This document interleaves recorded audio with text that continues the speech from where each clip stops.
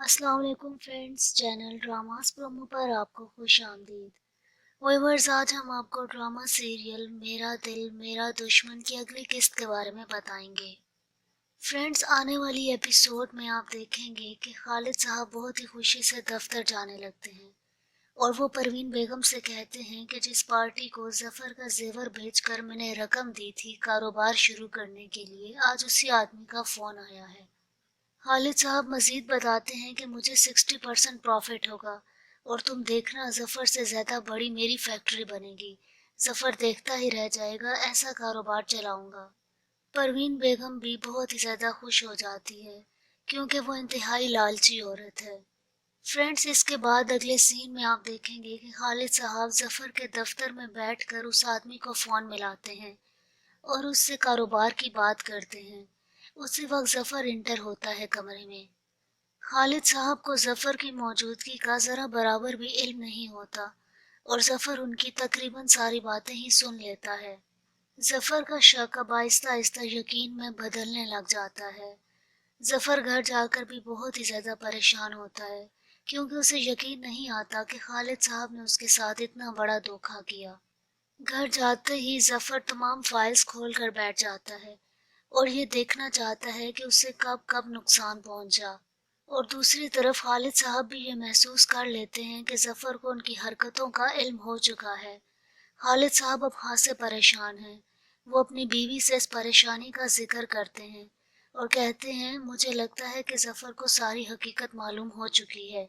खालिद साहब परवीन बेगम से कहते हैं कि मुझे ऐसे लगता है कि जैसे जफर को मेरे कारोबार के बारे में सारा इल्म हो चुका है। खालिद साहब और परवीन बेगम अब बहुत ही ज्यादा परेशान होते हैं और दूसरी तरफ जफर मायरा को लेने उसकी माँ के घर जाता है तो वहां पर शाहीना उनसे पैसों की डिमांड करती है और कहती है कि मायरा का भी फर्ज बनता है कि वो अपनी माँ का खर्चा उठाए। जिस पर जफर को गुस्सा आ जाता है और वो कहता है कि इंसान को अपने फराइज से इतना भी गाफिल नहीं होना चाहिए। पता नहीं किस किस्म का खानदान है ये बात सुनते ही शाहीना जफर पर भड़क उठती है और कहती है कि आपका किस किस्म का खानदान है, आपने तो अपनी बीवी को भी पैसों में खरीदा है। और जब जफर मायरा को लेकर घर पहुंचता है तो परवीन पहले से ही मायरा की ताक में बैठी होती है कि कब वो घर पहुंचे तो उस पर गुस्सा उतारे।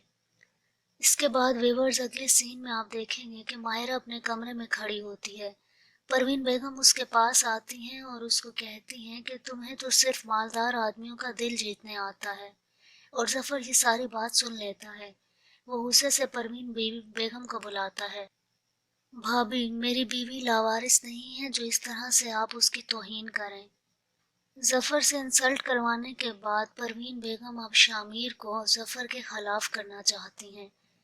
वो शामिर से कहती हैं कि आज जफर ने अपनी बीवी के सामने मेरी बहुत ही ज्यादा इंसल्ट की है। व्यूअर्स, आपके ख्याल में अगली किस्त में क्या होने वाला है?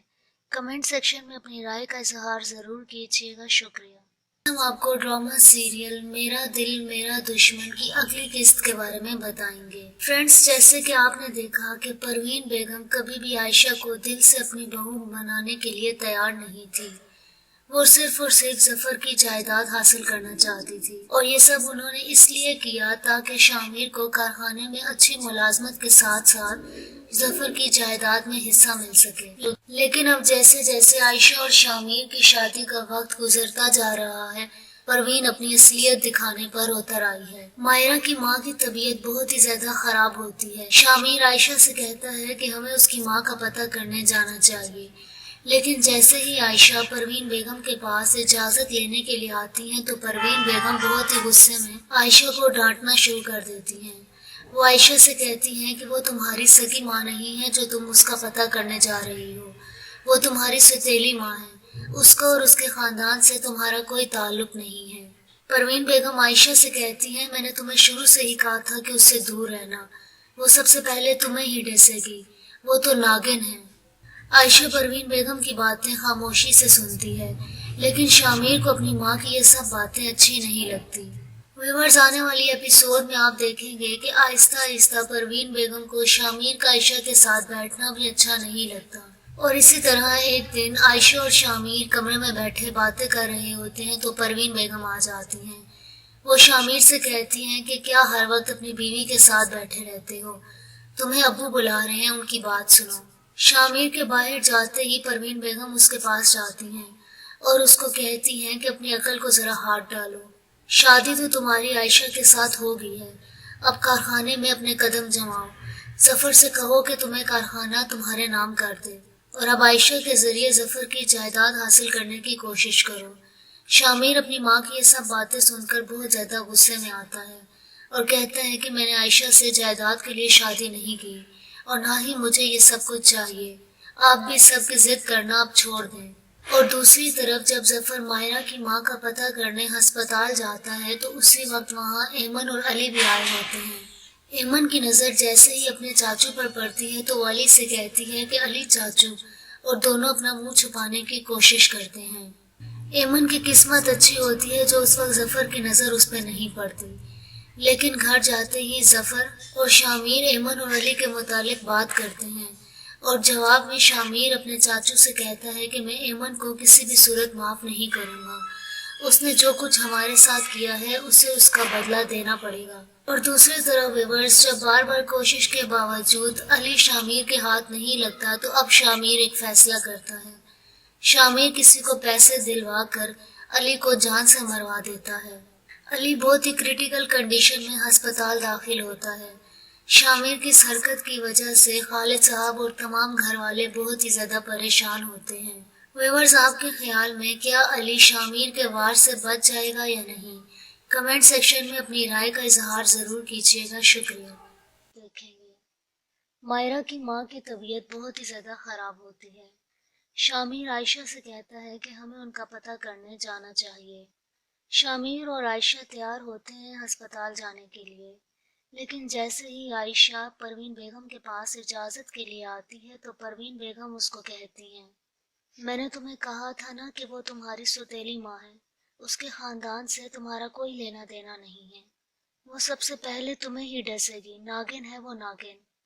اور آخر پروین بیگم عائشہ کو شامیر کے ساتھ ہسپتال جانے سے روک ہی دیتی ہیں۔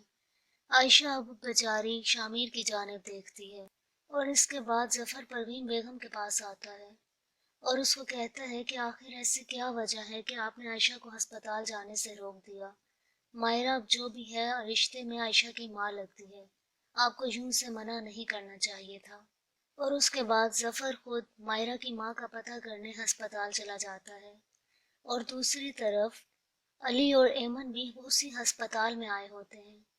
علی کی گاڑی لگنے کی وجہ سے ٹانگ میں فریکچر آ جاتا ہے، وہ دونوں اسی سلسلے میں ہسپتال آئے ہوتے ہیں، اور ظفر کا بھی اس وقت وہاں آنا ہو جاتا ہے۔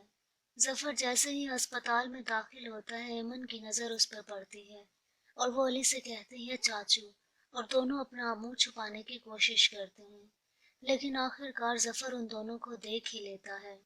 ظفر سمجھداری کا مظاہرہ کرتے ہوئے ہسپتال سے واپس آ جاتا ہے، وہ ایمن سے کچھ بھی نہیں کہتا، لیکن گھر آ کر شامیر کو ساری خبر دیتا ہے۔ ظفر شامیر سے کہتا ہے کہ آج میں نے ہسپتال میں ایمن اور علی کو دیکھا، اپنی عزت کی خاطر میں خاموشی سے وہاں سے واپس آ گیا، جس کے جواب میں شامیر اسے کہتا ہے کہ ایمن نے جو کچھ ہمارے ساتھ کیا ہے میں وہ کبھی نہیں بھول سکتا، ایمن کو اس بے عزتی کا بدلہ دینا ہوگا۔ ویورز، آپ کے خیال میں کیا شامیر علی کی جان لینے کے بعد ہی چین سے بیٹھے گا یا نہیں؟ کمنٹ سیکشن میں اپنی رائے کا اظہار ضرور کیجیے گا۔ شکریہ۔ دشمن کی اگلی قسط میں آپ دیکھیں گے مائرہ کی ماں کی طبیعت بہت ہی زیادہ خراب ہوتی ہے۔ شامیر عائشہ سے کہتا ہے کہ ہمیں ان کا پتہ کرنے جانا چاہیے۔ شامیر اور عائشہ تیار ہوتے ہیں ہسپتال جانے کے لیے، لیکن جیسے ہی عائشہ پروین بیگم کے پاس اجازت کے لیے آتی ہے تو پروین بیگم اس کو کہتی ہیں، میں نے تمہیں کہا تھا نا کہ وہ تمہاری سوتیلی ماں ہے، اس کے خاندان سے تمہارا کوئی لینا دینا نہیں ہے، وہ سب سے پہلے تمہیں ہی ڈسے گی، ناگن ہے وہ ناگن۔ اور آخر پروین بیگم عائشہ کو شامیر کے ساتھ ہسپتال جانے سے روک ہی دیتی ہیں۔ عائشہ اب بیچاری شامیر کی جانب دیکھتی ہے، اور اس کے بعد ظفر پروین بیگم کے پاس آتا ہے اور اس کو کہتا ہے کہ آخر ایسی کیا وجہ ہے کہ آپ نے عائشہ کو ہسپتال جانے سے روک دیا؟ مائرہ اب جو بھی ہے رشتے میں عائشہ کی ماں لگتی ہے، آپ کو یوں سے منع نہیں کرنا چاہیے تھا۔ اور اس کے بعد ظفر خود مائرہ کی ماں کا پتہ کرنے ہسپتال چلا جاتا ہے، اور دوسری طرف علی اور ایمن بھی اسی ہسپتال میں آئے ہوتے ہیں۔ علی کی گاڑی لگنے کی وجہ سے ٹانگ میں فریکچر آ جاتا ہے۔ وہ دونوں اسی سلسلے میں ہسپتال آئے ہوتے ہیں اور ظفر کا بھی اس وقت وہاں آنا ہو جاتا ہے۔ ظفر جیسے ہی ہسپتال میں داخل ہوتا ہے، ایمن کی نظر اس پر پڑتی ہے اور وہ علی سے کہتی ہے چاچو، اور دونوں اپنا منہ چھپانے کی کوشش کرتے ہیں، لیکن آخر کار ظفر ان دونوں کو دیکھ ہی لیتا ہے۔ ظفر سمجھداری کا مظاہرہ کرتے ہوئے ہسپتال سے واپس آ جاتا ہے۔ وہ ایمن سے کچھ بھی نہیں کہتا، لیکن گھر آ کر شامیر کو ساری خبر دیتا ہے۔ ظفر شامیر سے کہتا ہے کہ آج میں نے ہسپتال میں ایمن اور علی کو دیکھا۔ اپنی عزت کی خاطر میں خاموشی سے وہاں سے واپس آ گیا، جس کے جواب میں شامیر اسے کہتا ہے کہ ایمن نے جو کچھ ہمارے ساتھ کیا ہے میں وہ کبھی نہیں بھول سکتا۔ ایمن کو اس بے عزتی کا بدلہ دینا ہوگا۔ ویور صاحب کے خیال میں کیا شامیر علی کی جان لینے کے بعد ہی چین سے بیٹھے گا یا نہیں؟ کمنٹ سیکشن میں اپنی رائے کا اظہار ضرور کیجیے گا۔ شکریہ۔